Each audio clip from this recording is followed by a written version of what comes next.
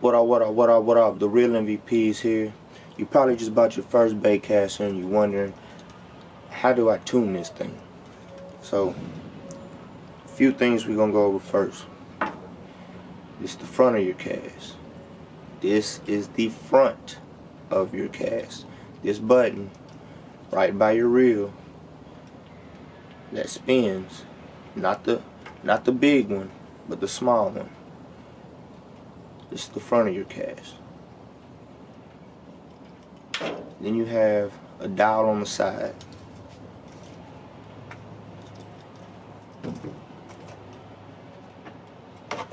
Right here. And this will be the back of your cast. So this is going to be the back of your cast right here. This is going to be the front. This dial, this big dial that spins, is your drag. So if I loosen it, I'm able to let the fish pull the bait. If I tighten it, the fish cannot pull the bait no more. It tightens down your line where you have more control. And if you loosen it, it gives the fish control. If you tighten it, it gives you control. That's the basis of your drag. So this is the front of your cast right here. This dial. This is the back of your cast. That's the easiest way I can teach you how to work one of these things. A lot of people go in and they try to do too much at once. They think they're a pro because they have a baitcaster. They think because professionals use baitcasters that they need a baitcaster. When in reality, it's a tool, just like any other thing. You wouldn't use a hammer to screw a screw, and you wouldn't use a screwdriver to hammer a nail. So one is for this, one is for power fishing. And I mean, it's not to say that you cannot go power fish with a spinning rod or go finesse fish with a baitcaster.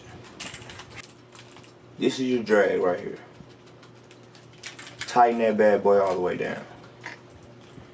Then what we're going to do is loosen it. 2 clicks.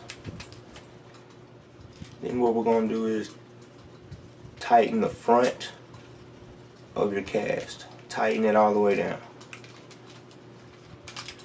Go to the back of your cast. Tighten it all the way down. Leave this here. Now what we're going to do is put a bait. Hopefully you have a bait on a rod and you can do this. So I wouldn't do this with just the reel. I would have it on a rod, and then you can do it easier. So what we're going to do is press the button. The bait most likely is going to be not moving. It's not going to drop. It's going to just be sitting there. So what we're going to do now is loosen the front of your cast. We're going to loosen it. Let's go 4 turns. Let's go 4 to 5 turns. Then what we're going to do is keep this back in right where it's at. I'm going to press the button one more time. Your bait should move. Your bait should move. It should be dropping to the floor. Depending on if you have a jig or something heavy enough to drop the line, it should be moving. So now, go into the yard, make 3 to 5 casts. My recommendation is 5 to 10 casts if you're a beginner. The more, the better. It's probably not casting that far. That is because of your back break. So, as soon as you get used to casting with it on that level, I want you to take the back break now and turn it 1 time. Now make 5 to 10 more casts, and it should be going a little bit further. Should be going a little bit further this time. Now, if you're having problems casting, what I want you to do is spin the front of the brake, the front of the cast, dial it back some, almost until it's loose. Like, be careful because you can take it off. So don't take it all the way off. I just want you to just loosen it, you know. Then what we're going to do is make a few more casts. Should be going a little bit further. Should be going a little bit further. But it's just something's not right. Something should be feeling a little bit off. So now we're going to take the back of the cast and spin it one more time. We're going to make 5 to 10 more casts, and it should be feeling right about where you want it now, depending on the rod or depending on the reel. I usually don't go past 3 to 4 clicks on the back end of the cast. It's not needed. If you're a beginner, this is why people buy those digital chips.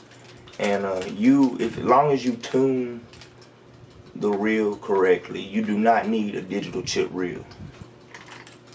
Have the front of your cast and the back of your cast dialed in correctly. You do not need a digital chip reel. Now, it should be on about 3 to 4 clicks on the back end, and it should be fairly loose on the front end, and your drag should not be all the way tightened, but it should be tightened and then loosened just a tad bit. That's usually how I dial in all of my bait casters. Professionals, they're going to take that brake and they're going to turn it all the way off. That's where you get your bird nest at. You do not have no control of what is going on up here. It's all on you. So a professional, they're used to working it. They're used to using it like that. But you, as a beginner, you need it about 3 to 4 clicks. 3 to 4 clicks.